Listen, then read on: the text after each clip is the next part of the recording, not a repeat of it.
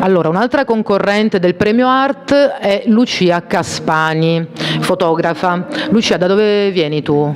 Io sono di Gallarate, in provincia di Varese, vicino a Milano. Senti, e questo mare, diciamo, di queste fotografie che sono questi mari che sono esposti al Caffè Letterario, dove lei colti?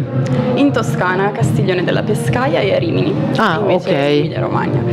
Sì, diciamo che queste fotografie sono più che altro nate dal paesaggio stesso, più che dal mio occhio. Sono in Toscana, la serie Il Polipo appartiene ad una serie che si chiama Settembre, perché l'ho scattata a settembre, e c'era questa spiaggia che era completamente ricoperta di tronchi che il mare ha levigato con forme dalle più praticamente svariate. fate delle sculture, Esatto. No? Se vuoi, delle sculture naturali. Da questa serie ho estrapolato appunto la fotografia che ho intitolato Piovra, perché assomiglia appunto ad una piovra, ad un polipo. È proprio il mare che rigetta sulla riva dei tronchi che ha levigato nel corso del tempo, dandoci questo regalo di queste sculture di legno che io ho voluto immortalare, e appunto in questa serie ho voluto raccontare questa storia, trattenendo completamente il lato figurativo del soggetto, no? Sì, assolutamente. Al contrario di Andrea Sardu, l'abbiamo sentito prima, che invece arriva dalla realtà, arriva e parte all'astrazione, cioè arriva all'astrazione. Tu invece proprio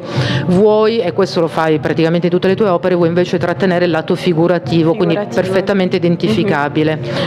Tu non hai mai fatto, mi immagino, informale o astrazione, giusto, con le fotografie? Mi sto avvicinando ultimamente, in realtà, mi sto avvicinando, quindi sono un po' in progetti in corso e il mio stile sta cambiando, perché queste fotografie che ho esposto qua al Caffè Letterario appartengono a serie differenti che ho svolto nel corso della mia vita, appartengono a momenti della mia vita differenti e sono in continua evoluzione. A parte la serie Settembre, io sono molto legata all'acqua, alla luce, all'alba, al tramonto, quindi anche la serie dei riflessi da cui deriva la fotografia Narciso è una serie che è in continua evoluzione, perché ogni volta che c'è una pozzanghera, un certo, qualsiasi infatti ne abbiamo specchio una, d'acqua, io mi avvicino e provo a vedere, capovolgendo l'immagine che l'acqua mi può offrire.